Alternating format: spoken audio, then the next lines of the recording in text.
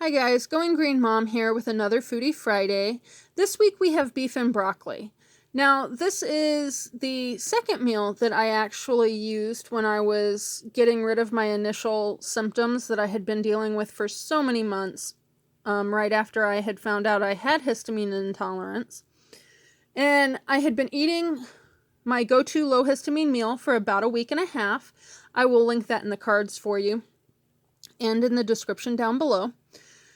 But in the course of that time, I had finally run out of peas, so I had to substitute broccoli one day because I didn't have groceries in the house to do otherwise. So I figured the broccoli in this should be fairly safe.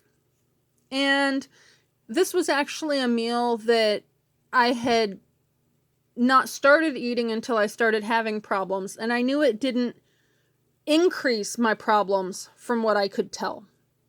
So that is why I chose this as a second meal. If you are very strict on the only introducing one food every 4 days or whatever, maybe don't do this right at the beginning, but this has been a good meal for us. So as you can see, I do start out with beef stew meat. It's basically 1-inch chunks, I think of probably sirloin. And I do get this through Instacart from Aldi's, and our Aldi's does turn over their meat selection fairly quickly. I could freeze this. I choose not to. As soon as the groceries come in, I will typically, as the kids are putting groceries away, I am actually putting this in the Instant Pot, and this is the meal that we have that night. So, to the meat, go ahead and add a 1/2 cup of Bragg's unfermented liquid aminos. Now, there are some lectins in this, but because we are pressurizing it, those will be denatured and killed off.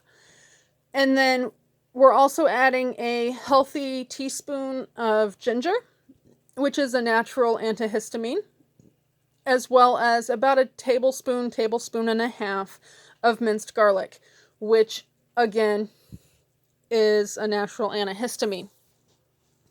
You could also add a slivered onion in here if you wanted. Sometimes we do, sometimes we don't. But it would add another layer of flavor. Now, while that's unpressurizing, we also use 2 bags of broccoli with this. As with the chicken teriyaki that you guys saw a month or so ago, we like broccoli in this house. I don't react to it. The kids don't react to it. So it's a good option for us, and it gets lots of veggies in. So once the meat is done cooking, there is more liquid. I basically just dump the broccoli in and stir it up. The point of getting the broccoli into the liquid is that it picks up more of the flavor that way, and it also helps with the cooking process. Because basically, even though you'll see me set this for 2 minutes on steam, I don't actually let it come up to pressure most of the time.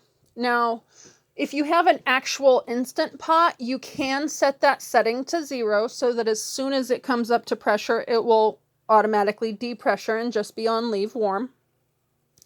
However, what we have found is that typically by the time it comes up to pressure, depending on the size of the pieces of broccoli, it is actually too cooked.